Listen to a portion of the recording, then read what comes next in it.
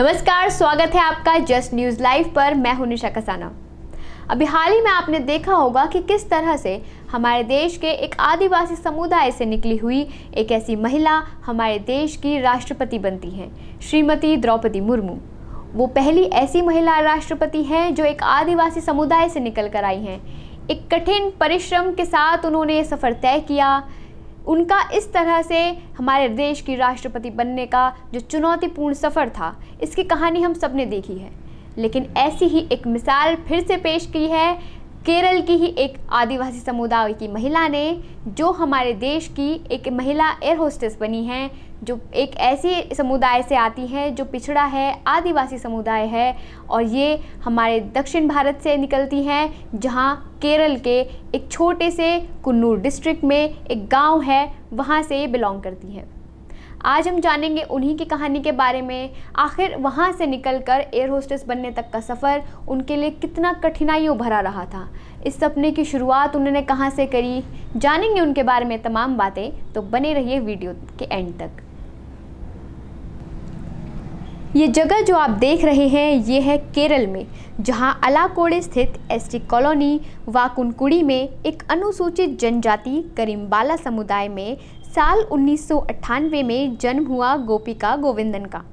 केरल के कुन्नूर ज़िले के एक छोटे से गांव में जन्मी गोपिका का एयर होस्टेस बनने का सपना 12 साल की कड़ी मेहनत के बाद पूरा हुआ।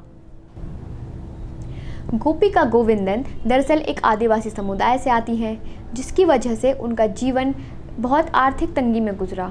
उनका बचपन आम लड़कियों की तरह मौज मस्ती से भरा या सुविधाओं से भरा नहीं था। उसमें न ज़्यादा गुड्डे गुड़िया थे, न ज़्यादा रंग बिरंगी चीज़ें थीं, जिसकी वजह से उन्हें बचपन से ही काफ़ी ज़्यादा आर्थिक रूप से संकट का सामना करना पड़ा। लेकिन इस संकट के बावजूद उनकी कड़ी मेहनत, उनकी कड़ी लगन की वजह से वो अपने एयर होस्टेस के करियर को उड़ान दे पाईं। और उनके माता पिता भी आर्थिक रूप से कमज़ोर भले ही थे, लेकिन उन्होंने हर संभव प्रयास किया अपनी बेटी के सपने को पूरा करने का। उन्होंने जितनी उनसे संभव हो सका उतनी मदद अपनी बेटी को की, और उन्हें अपने सपने को पूरा करने के लिए उनके माता पिता ने लगातार प्रेरणा भी दी। एयर होस्टेस बनने का सपना गोपिका ने छोटी सी उम्र में ही शुरू कर दिया था। ये सपना उन्होंने 12 साल की उम्र में देखा, जब वो महज 8वीं क्लास में पढ़ती थी। गोपिका ने इसके बारे में बताते हुए कहा कि एक बार वो अपने घर की छत पर गईं।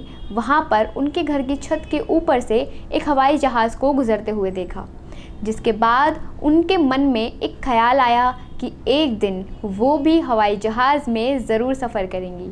इसी के बाद उन्होंने ये ठान लिया कि मैं बड़ी होकर एयर होस्टेस बनूंगी। छोटी सी उम्र में ही उन्होंने इस सपने को बहुत ज़्यादा गंभीरता से लिया। इसके लिए उन्होंने कड़ी मेहनत भी की।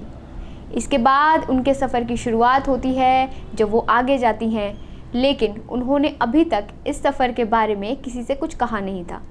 उन्होंने अभी तक अपने एयर होस्टेस बनने के सपने को लेकर किसी से ना कोई डिस्कशन किया था, ना किसी से कोई फ़िलहाल जानकारी ली थी। लेकिन जब वो बड़ी हुई तो धीरे धीरे उन्होंने एयर होस्टेस बनने को लेकर काफ़ी सारी जानकारियाँ इकट्ठी करनी शुरू कर दी।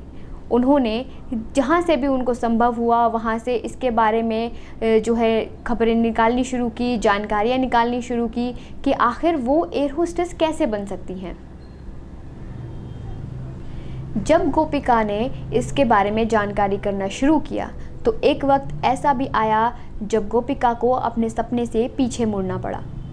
ये वक्त तब आया जब एयर होस्टेस बनने को लेकर जानकारी जमा करते हुए उनको एक बात पता चली कि एयर होस्टेस बनने के लिए काफ़ी मोटी रकम चाहिए।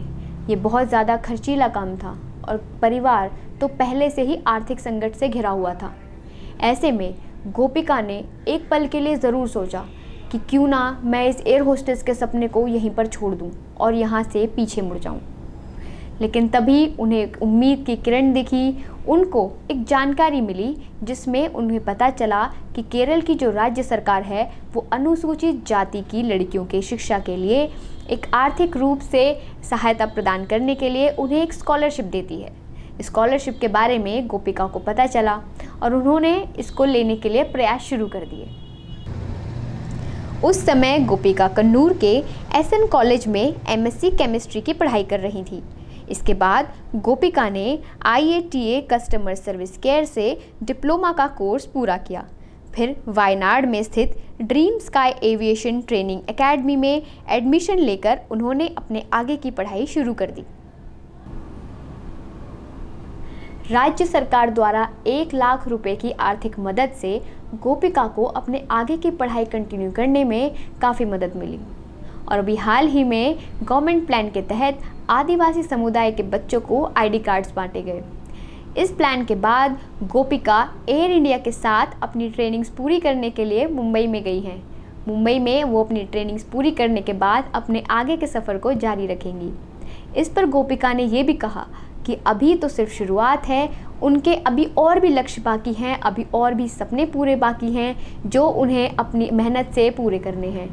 अभी उनको एक लंबी सफ़र में चलना है जहां पर कई सारी कठिनाइयों से लड़ते हुए उन्हें अपने लक्ष्य को प्राप्त करना है।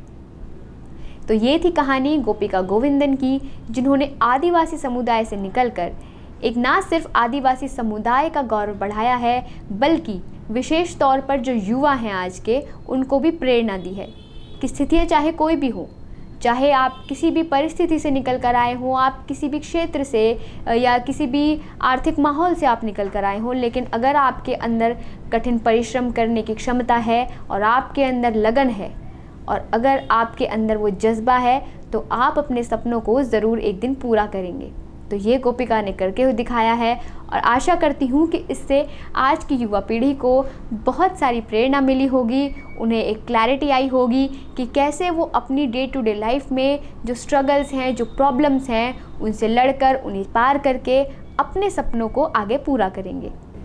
और अंत में छोड़ जाते हैं आपको इन खूबसूरत पंक्तियों के साथ, जो है कि अगर आप सही दिशा में निरंतर प्रयास करते रहें तो आप एक दिन सफल ज़रूर होंगे। जी हाँ, प्रयास तो हर कोई कर रहा है, लेकिन ये देखने वाली बात है कि वो सही दिशा में किया गया है या नहीं। इसी के साथ फिलहाल इस खबर में इतना ही। आप बने रहिए जस्ट न्यूज़ लाइव के साथ। इस चैनल को लाइक, शेयर और सब्सक्राइब ज़रूर करें। मिलते हैं एक नई वीडियो के साथ। तब तक के लिए अपना ख्याल रखें। नमस्कार।